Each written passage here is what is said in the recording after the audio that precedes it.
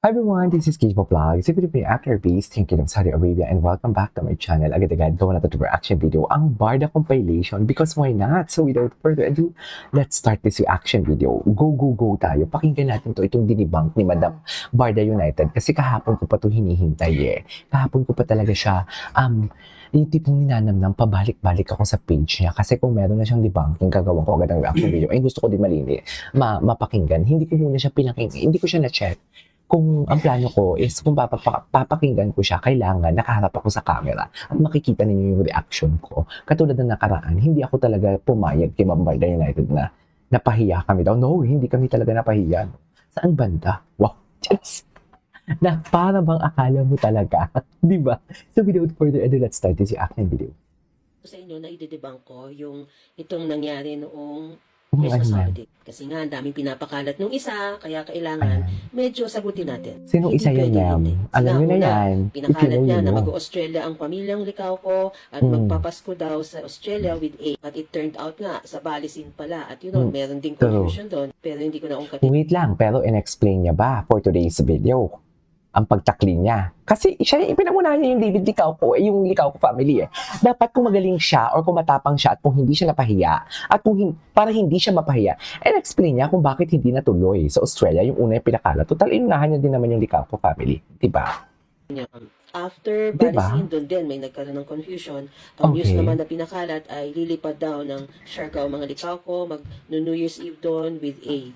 At daw, ang sabi pa ay nag-New Year's Eve ang Dalex sa Siargao. Yun ang mga Balex. pinapakalat. May pinangalan May pa nga Balex na pala. mag-Europe pa daw eh. Nagbali May pa daw. Balex na pala.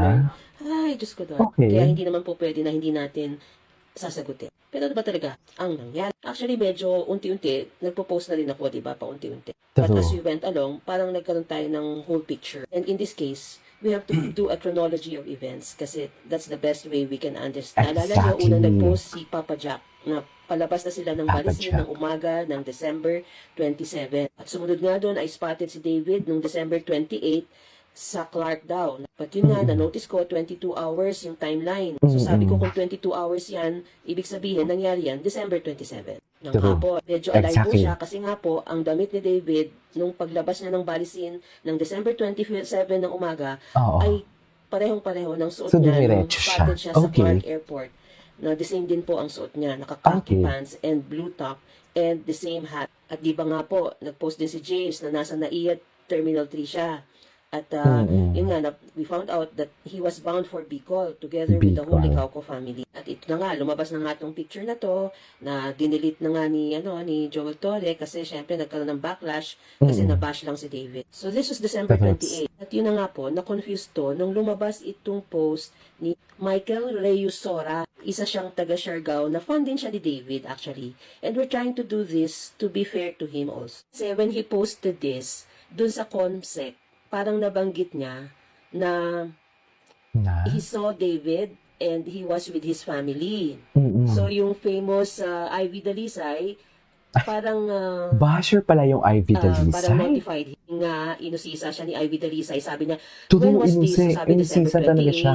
28. And yun nga, medyo nag-react si Ivy Dalisay kasi sinabi yata doon sa Comsec ni Michael na kasama yung family. At sumagot nga si Ivy Dalisay, sabi niya, ang alam ko solo lang siya. Tapos nabanggit din kasi ni Michael na nasa IG story daw or IG ni David, yun, nakasama ang family sa Siargao. So that caused a little bit of confusion. At yun meron akong, meron akong screenshot na ginamit sa thumbnail na sinabi mismo ng uploader na si Michael Reyosora na kasama ang family. Medyo nag-react si Ivy Dalisay, sabi niya, no, wala noon sa IG niya. Nasa Balisin post sila, family, bago nag-Siargao si David. So, mega react kasi si Ivy Dalisay. Although pinilit na ni Michael yung comment na yun para to avoid na lang any conflict. Actually, na-pick up din yun ni Sir KJ Avelino. And in fact na medyo pareho kami rin, no? Parang nagtaka kami at parang medyo shock, no? Bakit? Kasama sa ang family, di ba? Parang, syempre magre-react ka kasi all this time, we know that they were in Bicol. And we know that David went to Siargao only with friends, as Ivy Dalisay said. So, ayun, nag-usap nga kami ni Sir KJ, at meron nga siyang binigay sa akin na information that will help solve this. Yun nga, may pinadala sa akin si Sir KJ na parang Screenshot. tips sa kanya ng isang fan or kilala yata niya or something. At ito nga yung sinasabi. As soon as nag-post daw yung Michael na office mate niya, minessage daw niya si Michael at ang tinanong daw niya kung sino ang kasama at sinabi nga na isang boy lang daw. Isang boy lang daw na ano nga, na parang chinito. At may sumagot nga na sabi, lalaki, cousin niya, friend Cousin niya niya yun, si ata. Osmond. So parang Friend. na-validate yung mga findings. At dahil nga pinadala to sa akin ni Sir KJ, I decided to also get the real score from Michael himself para maklaro. So ako naman, to be fair to Michael, I messaged Michael and he was very kind and very nice to have answered my questions. No? So, para nga naman in the interest of fairness at para maiwasan ang fake news. So, for reasons of Iwasan ang privacy, I fake news. Yan lang naman cannot eh. paskel kung ano yung sinabi niya sa private message namin. Oo, Pero tinanong ko okay. siya kung ano yung real score about the family of David being with him at that time, December 28, when nagkita kayo. Siguro, ang pwede kong gawin is basahin yung sagot niya. Sabi niya, di ko po alam kasi maybe na misconclude ko lang sa IG post niya ni David. Okay. Akala ko kasi Siargao family yun. niya. Pero nasa Siargao talaga si David with Joel Torre. Kasi nga po, after ko nagpa-picture sa kanya, tinignan ko agad ang IG niya at nakita ko po yung post niya. Hindi ko naman alam na Balisin pala yon. Akala ko Siargao yun. Kasi Oh, magkamukha. yes, tama. Parang natakot daw siya kasi parang daw siya inaaway. Kaya dinilit niya yung post, yung comment Bakit yun. gabi, no? but ito Inaaway yung siya ng... square na sinasabi niya. Inaaway siya ng mga basher kasi hindi matanggap ng mga basher na hindi girlfriend ni David yung Alex na sinasabi nila. Tapos pag-alagala siya together with his friend na wala siyang kasamang babae. Yun eh. Then Pero kung nag-post tong Michael na to, kasama si yung Alex girlfriend o kung kahit sino mang babae, masaya yan sila, masaya yung mga basher na yan. in the actual, ang nakita ko Michael, sinasabi ko sa iyo, wala kang obligasyon para mag-explain sa mga basher na yan. ang chinito Huwag kang lang matakot. na nagtatagalog na kasama niya na medyo malaki, mataba at maputi. Then, I saw his IG story nga po, nag-picture siya ng sikat na Afam Bridge sa Siargao, kaya akala niya yung Balisin photos ng family ni David, kasi alam mo naman ang architecture sa Balisin medyo similar to Siargao also, yung mga architecture ng Balisin and Siargao are kind of similar. So akala niya, parang ano yun, nasa Siargao ang family. But ang nakita niya talaga are Balisin photos. Balancing Sabi niya, nakita photos. daw niya yung photo ni David with Joel Torre and friends, no? Pero may kasama siya daw at that moment na lalaki, I think it's Osmond Tantuco, pero hindi katulad daw nung sa JT Manukan. At JT nasa Manukan. harap daw ng store kung saan ako nagpapatattoo, then yung pinasukan nila na establishment nung nilang dalawa ay naka-close, naka-lights off. So parang it's a restaurant na dark ang interior. Oh, Yan ang sabi niya. Tapos in-emphasize niya, basta ang kasama niya po, lalaki. lalaki ha? Okay, tapos so syempre ako nanigurado ko. Pinakita ko sa kanya yung picture nung friends. Sabi ko, alin sino dito ang kasama niya? So tinuro niya yan yung may arrow and that's Osmond. So in other words, it's confirmed na Si ito ang Osmond. kasama niya. Noong December 28 na nakita niya si David is this guy, si Osmond po. Okay. So in other words, medyo impossible talaga yung mga claims, no, that the whole family, the Calco family went to Siargao to spend New Year's Eve with A, no? So very impossible talaga yun. Why? Because James posted that they were in Bicol. They flew to Bicol on December 27. And then they were there until December 30 because Mama Eden December posted 30. a photo of the family with Elan, Jean, James, and her at the Bicol airport on December 30. So meaning they were in Okay. Bicol from December 27. Doon talaga sila pala nag-spend ng New Year. And they Okay, arrived in gets. Manila December 30. Ang ganda ng pagkaka-explain ni Ma'am Barda United in So yung fairness. kiniklaim po ni Jimonyo na na Jimonyo. magsasargaw ang buong pamilya ng Licauco para mag New Year's Eve with A and David doon sa Siargao is Okay. definitely false and fake news. Hmm. Yung tinatawag na fake news mas fake news po siya. Dear, ilang beses na ba At yun siya? naman pong nabalita na New Year's Eve daw si DNA sa Siargao ay fake news din po dahil David was spotted at the airport of Siargao Eto on na. December 31 before lunch.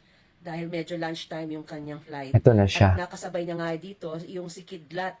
Siya Kidlat. Artista yung pala parang to. isang Content rising creator. vlogger, Ah, child okay. vlogger and rising star din who is part of a Star Search, Child Star Search. Oh. And yun nga po, medyo impossible po na mag New Year's Eve sila together in Siargao because Mm-mm. David was already on his way home to Manila on December 31 by lunchtime.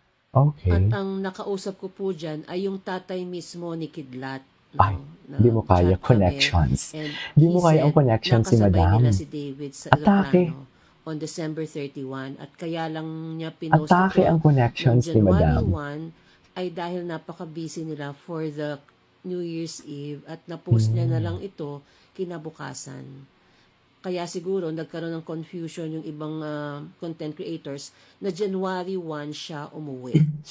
Plus which, the lola of A posted in the morning or before lunch of a gathering, no? A Happy New Year gathering with family, including A. So, umaga pa lang po ng December 31, kasama na si A doon sa picture ng lola na New Year's Eve celebration. And so it means, before December 31, nasa Manila na si A, di ba po? Kasi, or on the same day, but kasi the first flight out to Manila from Siargao is about noon time or yung mga late hours siya, hindi walang early flight, okay? So, in other words, nasa Manila na siguro si A by December 30 or earlier, no? We don't know. But the thing is, the lola posted, so therefore, nakasama si A, so therefore, you know, it means, hindi sila magkasama nung New Year's Eve. At yun nga po, yung Manalang family naman po, ay nag-New Year's Eve sa Quezon City sa bahay ni Lola on December 31, starting umaga. So, ang flight po ni David pa Manila is December 31, tanghali. So, imposible pong makasama sila nung time na yan. Ngayon, where did David spend his New Year? I have no idea. Your guess is as good as mine, but certainly, if we will look at all the data, medyo inaccurate po yung kiniklaim ng mga bashers. No? Na nag-New Year's Eve sila sa Siargao. Nung una, sabi, with the family. Tapos later, ang dami nilang nagdidibak, ang dami nilang chika. Hindi po nagtatali lahat ng mga data. And may sinabi pa na yung Licauco family daw joined the celebration of the Manalang family. Totoo ba? Wala naman sa picture, di ba? I'm sure they will be proud to show that. Pero hindi nila Nakakaloka, dilulo. And besides which, What is dilulo? Yan yung totoong na delusional. impossible po mag-join ang mga Licauco family doon sa Manalang New Year's party dahil as early as about after lunch, Jack Licauco already posted being in BGC and also James, no? So, very clear. Ang lala. Puro fake news po yung nagsisilabasan. Sari-sari, iba-iba. Iba-ibang claims, hindi tugma-tugma. Tapos parang, kahit gamitin nyo na lang yung common sense nyo Kaso ma'am, common sense is not common to all. Charis. Parang may something off or it's fake. Paano It does naman? not tally. Basta do some research lang. Or always refer to the Barda defenders for clarification. Lalo na yung case Mama Pikwa and Sir KJ kasi sila talagang very clear sila. Thank you, ma'am. So, yun lang po, medyo raw and Ma'am, mas clear ka mag-explain kaysa sa akin. Yung phone ko, but I hope this helps. Mas clear ka mag-ano. Tapos si Barbie Forteza. Ay, wait lang. ang animal Anyways, to this is our for today's video. This is Eva Vlogs. See you in my next vlog. Bye.